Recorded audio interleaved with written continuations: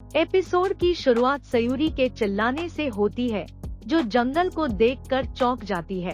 कान्हा का कहना है कि उनके पास कोई दूसरा विकल्प नहीं है और सयूरी घबराती है।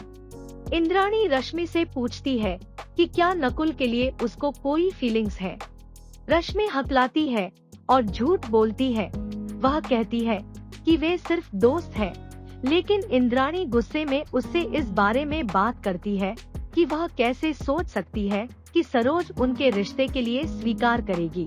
वह कहती है कि हर दिन वे उसके नखरे सुनकर जी रहे हैं और कम से कम कान्हा में सरोज के खिलाफ बोलने की हिम्मत थी, लेकिन नकुल एक बच्चा है। वह रश्मि को नकुल से दूर रहने की चेतावनी देती है। दादी ने रश्मि को रोकने की कोशिश करने के लिए इंद्राणी को डांटा। वह कहती है कि वे बचपन के दोस्त हैं और अगर उन्हें एक दूसरे का होना ही है तो उन्हें कोई नहीं रोक सकता। दादी सयूरी और कान्हा का उदाहरण देती है, जो सरोज के निरंतर प्रयासों के बाद भी और करीब आ रहे थे।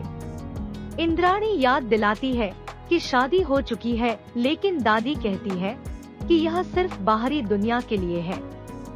वह उसे बच्चों को उनके रास्ते छोड़ने के लिए कहती है। जंगल में चलते समय सयूरी को चोट लग जाती है और कान्हा उसे सावधान रहने को कहता है। वह उसे हाथ पर हाथ रखकर चलने का सुझाव देता है, अन्यथा वह गिर जाएगी। सयूरी के पास कोई विकल्प नहीं है, लेकिन इससे सहमत है। सरोज कान्हा के लिए प्रार्थना करती रहती है, जबकि धनराज उसे देखता रहता है। कान्हा ने सयूरी को वहां रहने का सुझाव दिया क्योंकि पहले से ही अंधेरा था।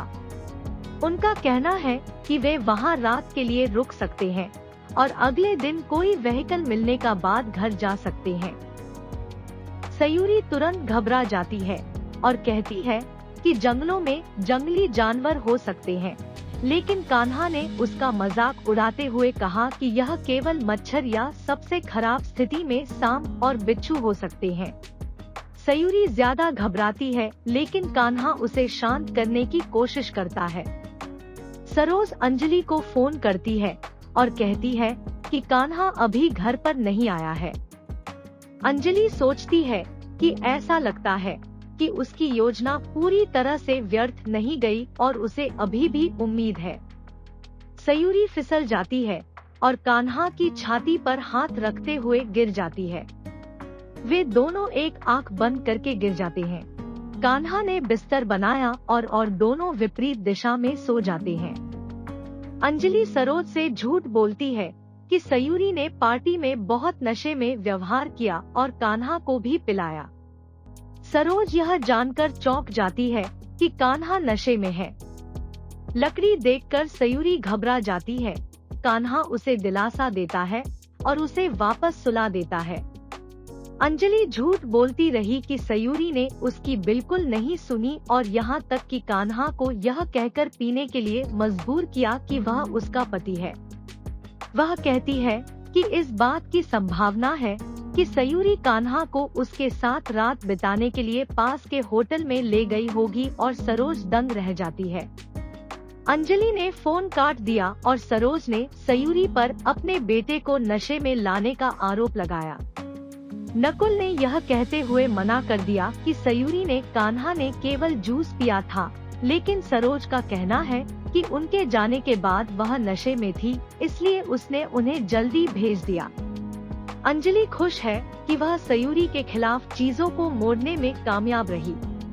कान्हा ने देखा कि सयूरी उसे पकड़कर सो रही है और उसकी प्रशंसा करता है। रश्मि घर में सभी से कहती है कि नकुल ने उसे मैसेज किया कि सयूरी और कान्हा अभी घर पर नहीं है। वे भी घबरा जाते हैं। नकुल को विश्वास नहीं होता कि सयूरी ने कान्हा को शराब पिलाई होगी, लेकिन सरोज का दृढ़ विश्वास है कि अंजलि झूठ नहीं बोलेगी।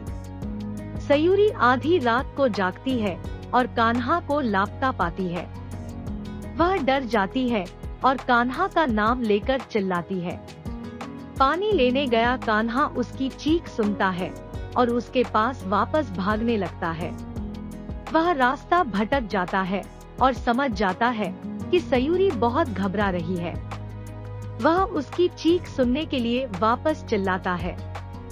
सयूरी कान्हा का नाम चिल्लाती रहती है और आवाज सुनकर पलट जाती है। 3 लुटेरों को देखकर वह चौंक गई। सरोज सयूरी के परिवार को देखकर गुस्सा हो जाती है और उन्हें अंदर जाने से रोक देती है। सरोज का कहना है कि उसकी बेटी की वजह से उसका बेटा खतरे में है। इंद्राणी पूछती है कि वह क्या कह रही है, क्योंकि उसकी बेटी भी गायब है। सरोज ने कान्हा को शराब पिलाने के लिए सयूरी को दोषी ठहराया और उनकी परवरिश को दोषी ठहराया। वे दोनों लड़ते हैं, लेकिन धनराज उन्हें रोक देते हैं क्योंकि यह समय नहीं है।